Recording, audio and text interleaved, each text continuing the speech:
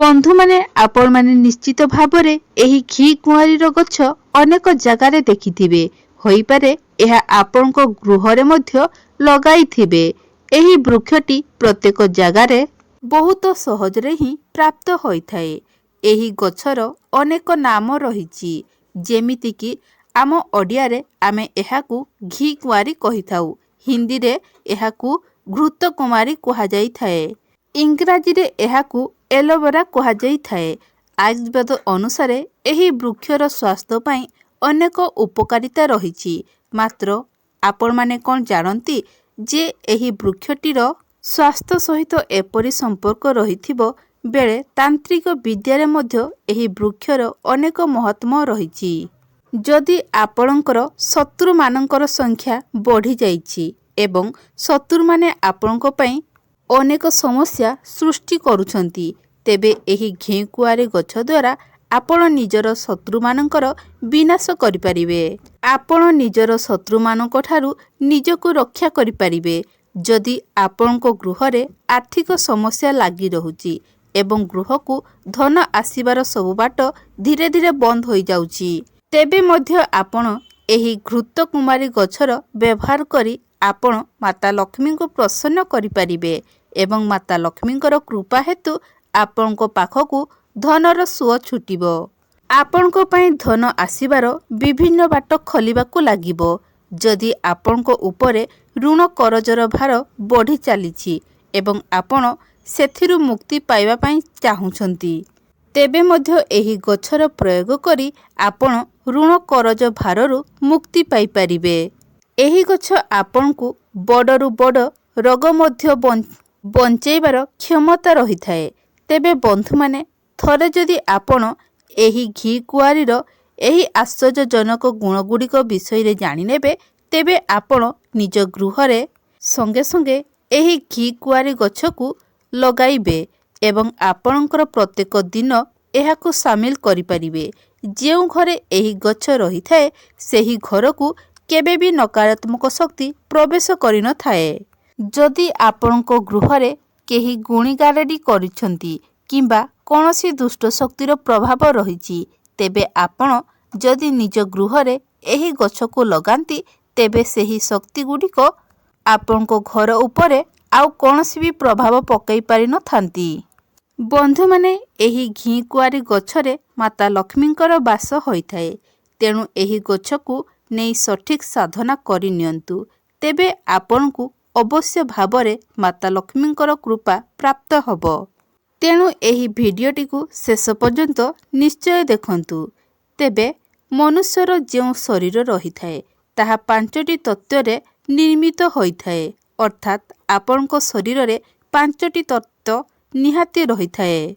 पृथ्वी, जल, अग्नि, वायु एवं आकाश। एही 5टी तत्व प्रत्येक मनुष्यर शरीर रे निहित रही थाए एवं एही 5टी तत्व आम शरीरर संतुलन को सठिक रखि थाए। जदि आपणको जीवन रे आपणकर भाग्य आपणकर साथ दौ नाही, आपणकर दुर्भाग्य आपणको पछरे पड़ी जाइछि, आपण सेथि पई चिंतित अछंती, तेबे आपण एहा जानि नियंतु जे एही 5टी तत्व भितरु केउ गोटिए तत्व आपणकर बिगिड़ी जाइछि। आपणकर जेउ कुंडलिनी शक्ति रहिछि ताहा ठीक भावरे काम करू नाही। जेउ मनुष्य कुंडलिनी शक्ति विषय जानिछंती से जीवन रे कदापि भी पछकू बुली चाहि नाहंती। तांको जीवन सारा सफलता एवं धन प्राप्ति होइछि। से केबे भी निज जीवन रे विफल होई नाहंती। तांको सर्वदा भाग्यर साथ मिलिछि। तेबे बंधु माने आपणको शरीर रे जो 5टी तत्व रही थाए सेथिरे अनेक प्रकारर चक्र रही थाए।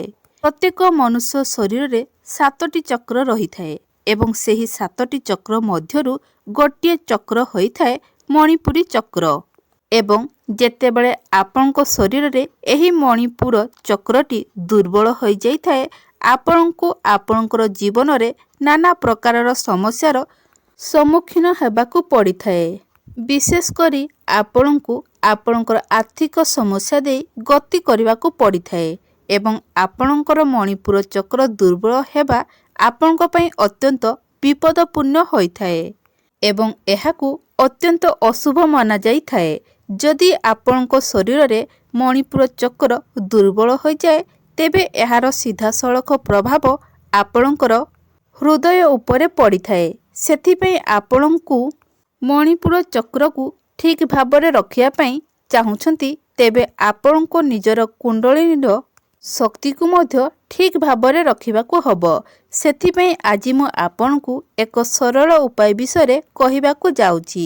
ସେଥିପାଇଁ ଏହାକୁ ଧ୍ୟାନ ଦେଇ ଶୁଣନ୍ତୁ।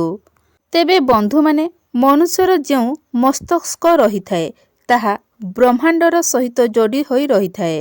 ଅର୍ଥାତ୍ ଯଦି କୌଣସି ବ୍ୟକ୍ତି ସବୁ ସମୟରେ ମାନସିକ ଚିନ୍ତାରେ ରହିଥାଏ ତେବେ ତାର ଚିନ୍ତା ଧୀରେ ଧୀରେ ବଢ଼ିବାକୁ ଲାଗିଥାଏ। ସେହିଭଳି ଯେଉଁ ବ୍ୟକ୍ତି ସର୍ବଦା ସକାରାତ୍ମକ ଚିନ୍ତା ନେଇ ରହିଥାଏ, ସର୍ବଦା ଭଗବାନଙ୍କ ଆରାଧନାରେ ନେଇ ରହିଥାଏ, ମନ ମଧ୍ୟରେ ଭଗବାନଙ୍କୁ ନିଜର ସଂସାର ବୋଲି ଭାବିଥାଏ ଏବଂ ସବୁକିଛିକୁ ସକାରାତ୍ମକ ରୂପରେ ଦେଖିଥାଏ, ତେବେ ସେହି ମନୁଷ୍ୟ ଜୀବନରେ କଦାପି ବି ଦୁଃଖ କିମ୍ବା କଳହ ଆସିନଥାଏ। ତେବେ ଆଜି ମୁଁ ଆପଣମାନଙ୍କୁ ଯେଉଁ ଉପାୟ କହିବାକୁ ଯାଉଛି ତାହା ଘିକୁଆଁରୀ ବା ଘୃତକୁମାରୀ ସହିତ ଯୋଡ଼ି ଅଛି, ଯେଉଁ ଉପାୟ ଦ୍ୱାରା ଆପଣ ନିଜର ମନସ୍କାମନାକୁ ପୂର୍ଣ୍ଣ କରିପାରିବେ। ତେବେ ବନ୍ଧୁମାନେ, ଆପଣମାନେ ଜାଣି ରଖନ୍ତୁ ଯେ ଘିକୁଆଁରୀର ଯେଉଁ ଗଛ ରହିଥାଏ ତାହା 3 ବର୍ଷ କିମ୍ବା 4 ବର୍ଷ ଅନ୍ତରରେ ଥରୁଟିଏ ଫୁଲ ଆସିଥାଏ।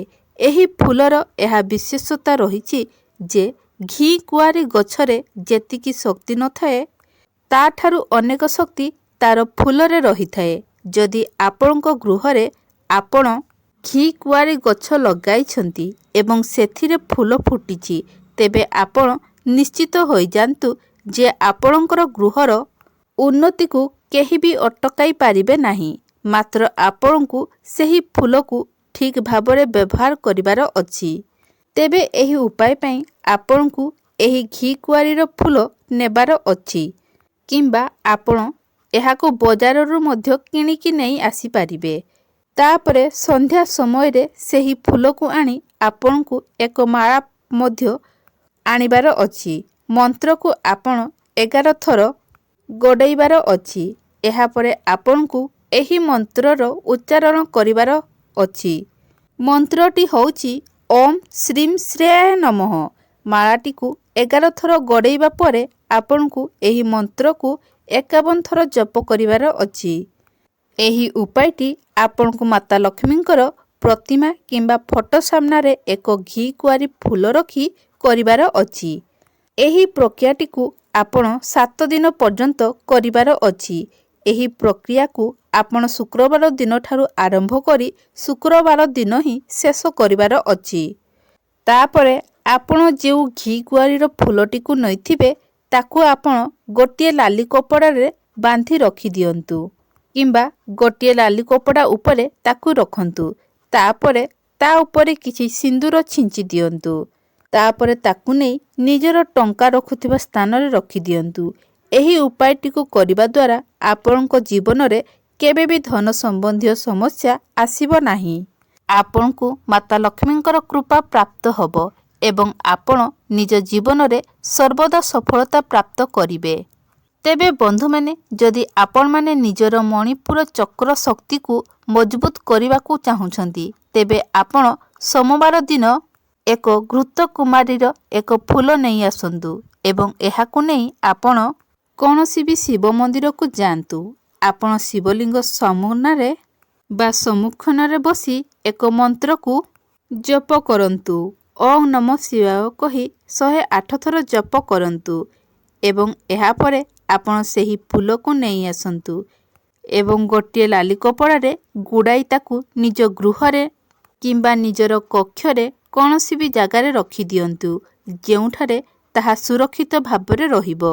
ବିଶ୍ୱାସ କରନ୍ତୁ, ଏପରି କରିବା ଦ୍ୱାରା ଆପଣଙ୍କର ମଣିପୁର ଚକ୍ର ଶକ୍ତିଶାଳୀ ହୋଇଥାଏ।